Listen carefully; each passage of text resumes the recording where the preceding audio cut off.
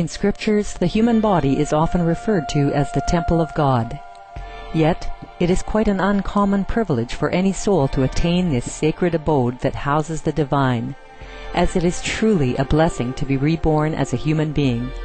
On several occasions, Supreme Master Ching Hai has spoken about the rarity of this phenomenon.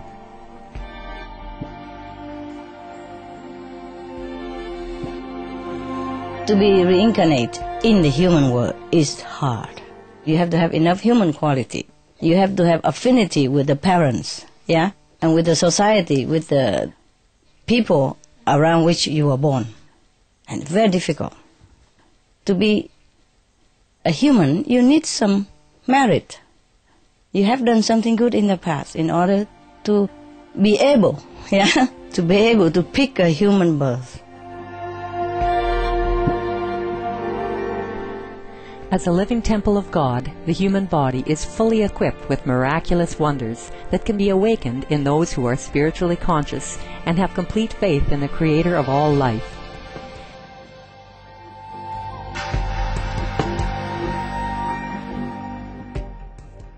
Inediya, Latin for fasting, is the human ability to live without food.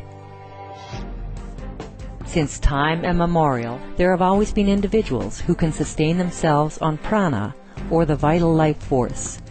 Through the grace of Providence, Inediyats, people who follow a food-free lifestyle, can draw the energy from nature to nourish themselves. They live on the chi, from the ground, or from the forest, and from the sun and from the air. They make use of all that. Or they live on love, on faith alone. These individuals are known as breatharians, pranarians or Inediyats, solarians or watarians, and they come from all walks of life, from different cultures and all corners of the world. Indeed, the possibilities and miracles in this life, as our benevolent Creator has designed for us, are endless. We only need to connect within to recognize our abounding largesse as God's children. Supreme Master Ching Hai has lovingly recommended a weekly series on Supreme Master Television to introduce those individuals of the past and present who have chosen to live food-free on earth. May their spiritual stories enthrall you. May hearts be opened and horizons be expanded.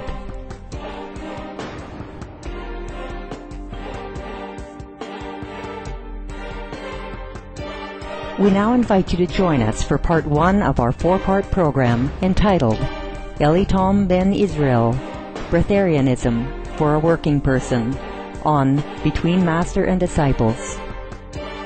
This program discusses the possibility of breatharianism, or living without eating food, and is not a full instruction. For your safety, please do not attempt to cease eating without proper expert guidance.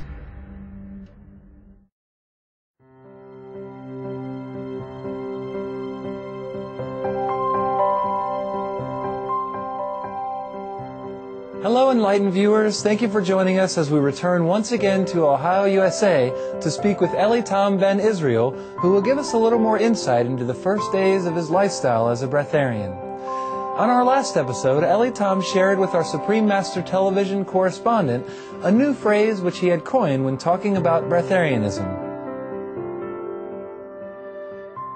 I'm going to change it to food alchemy so people can have a better understanding what we're talking about.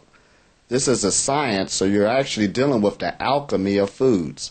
Now we're at a level where food alchemy have upgraded itself, where people understand that they can live a full life without never touching meat nor touching an animal byproduct. Food alchemy does not end there, just like technology and science, so that's why we want people to understand that this is a science. It has also upgraded itself again, that people are just living off of fruit, and people are going on to the levels of living off of prana, but it's still on the basis of food alchemy, because the bottom line, the reason why people eat is because you're looking for energy. And the body can run off of other sources of energy, and this is why we named it food alchemy. Eliot also discussed his experiences when he first started the 21-day process to transition to becoming food-free. Yes, I wish I could have went to a retreat. But like I said, having a job, got to keep a roof over your head and stuff like this. How am I going to go into this doing these everyday things that this society requires for you to be into it? So I had to think of a new way, and it took deep thought. So that's when I started creating another level to making diet changes.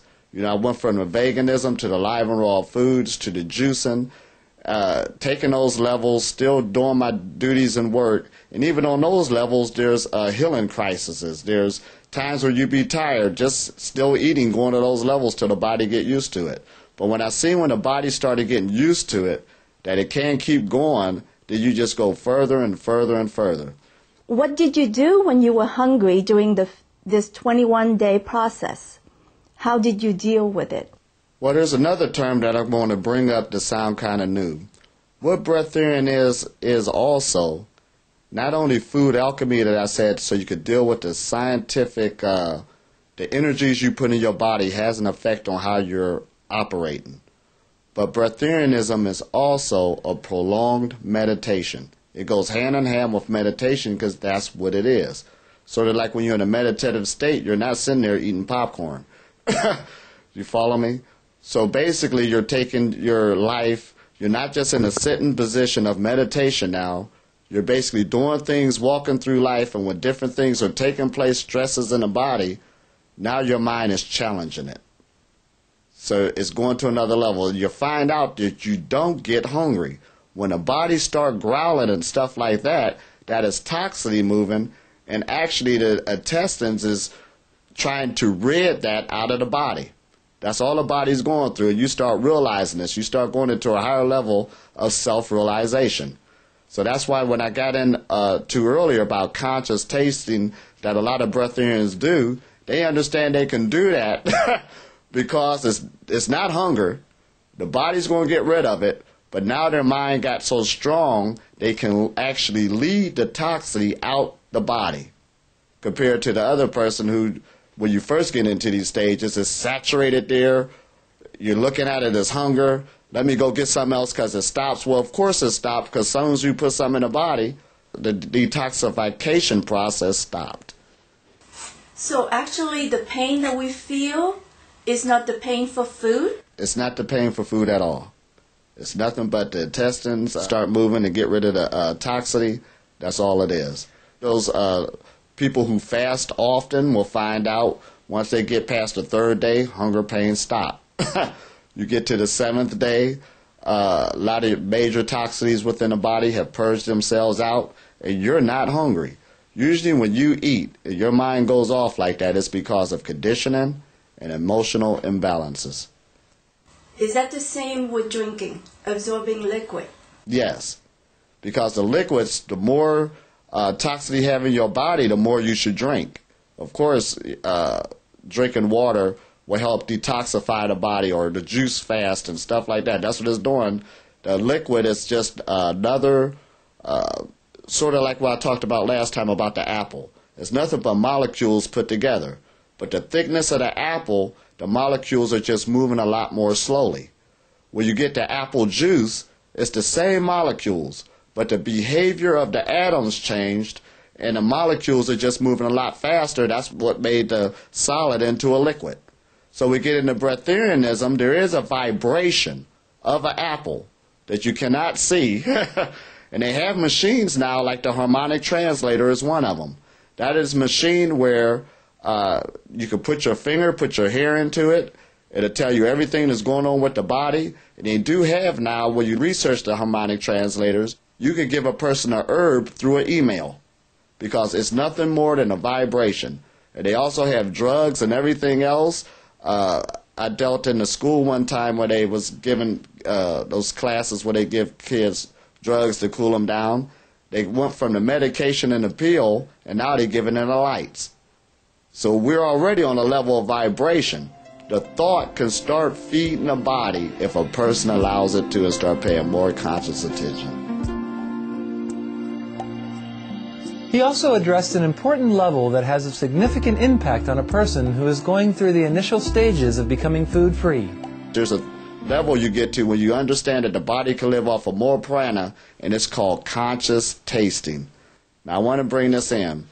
When you get to a certain level, you can start setting perimeters for your life. Because all of our lives is nothing but a tapestry, a weave of thought processes. That's what creates the totality of your life. And that goes to the spouse you have, to the things you're eating, to the things you're not eating, to the clothes you wear. This is all your thought process. When a breatharian did was they just gained more domination of their life. Instead of letting somebody else guide it, now you're weaving your tapestry of life. Now dealing with conscious tasting. Say, for instance, you with a friend. A breatharian will go and probably have tea with them at the cafe. But somebody will jump up and say, oh, you're not a breatharian. See, you need tea. See, look at that. So that's why a lot of them don't want the fanfare, because why can't I live a normal life? In other words, that's what they're saying without... And the human mind has the ability to point fingers in order to justify its own behavior. Because this is not like an Alcoholics Anonymous class where you get up and say, hey, my name is Eliot Tom, and I've been food-free for 6 months. Keep coming back, it works.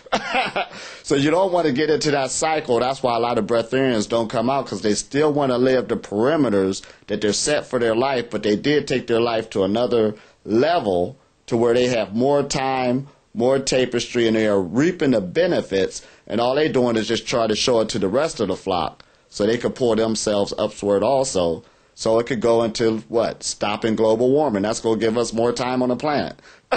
So that's the whole gift.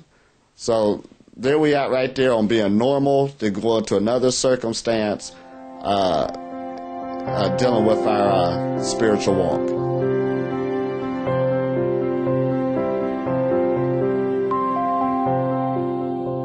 Joyous viewers, join us again next Sunday when we continue with Part 3 of Eliot Ben Yisrael, Breatharianism for a Working Person, on Between Master and Disciples. Hardworking viewers, please stay tuned to Supreme Master Television for Good People, Good Works, coming up next after Noteworthy News. May your life be filled with wondrous miracle.